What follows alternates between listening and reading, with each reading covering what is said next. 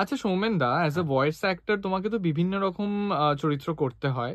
ধরো তোমায় মাতালের অভিনয় করতে হলো, তাহলে কত রকম মাতাল তুমি করতে পারো? অনেক পারি, 3টে করব। একদম। হ্যাঁ, 1 নম্বর পেঁচো মাতাল। হ্যাঁ, খুব মদ খেয়েছে আর কথা বেরোচ্ছে না, দাঁড়াই খেয়ে নি টুক করে।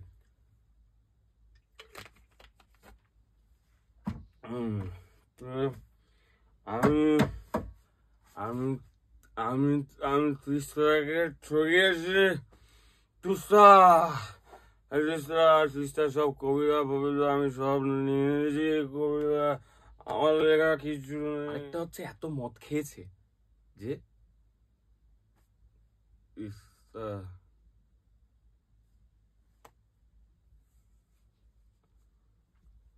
তিস্তা আমি তোমাকে ঠকিয়েছি। তিস্তা আমি তোমাকে ঠকিয়েছি। তুমি আমার কবিতা তোমার কবিতা তিস্তা আমি তোমাকে ঠকিয়েছি। আমার মাকে আমি ঠকিয়েছি। আমি তিস্তাকে আরেকটা হয়, সেটা হচ্ছে এইবারের নতুন গল্পে আমি যেটা করেছি, সেখানে একটা ভদ্রস্থ মাতাল, সে মদ খাচ্ছে আর বলছে, কে নি আবার,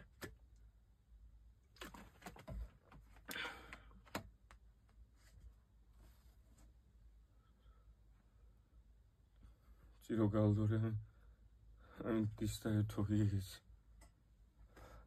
আমি কোনোদিন ভালো মানুষ হতে পারিনি, কোনোদিন ভালো মানুষ হতে পারি। আমি আমি এর আগে এরকম আরেকটি মহিলাকেই দেখেছিলাম, আমার মাকে। মা, মা, ও মা, মা নিজের ভালো করতে পারিনি। আমি সারা জীবন তিস্তাকে ঠকে গেছি। মা, এইগুলো হয়, ঠিক আছে। তবে হ্যাঁ, একটা কথা বলে রাখি, এটা বলতেই হবে, সেটা হচ্ছে মদ্যপান স্বাস্থ্যের পক্ষে ক্ষতিকর। আপনারা মদ খাবেন না।